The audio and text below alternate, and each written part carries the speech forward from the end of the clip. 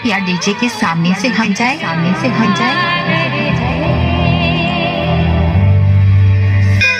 DJ Pankaj Raj.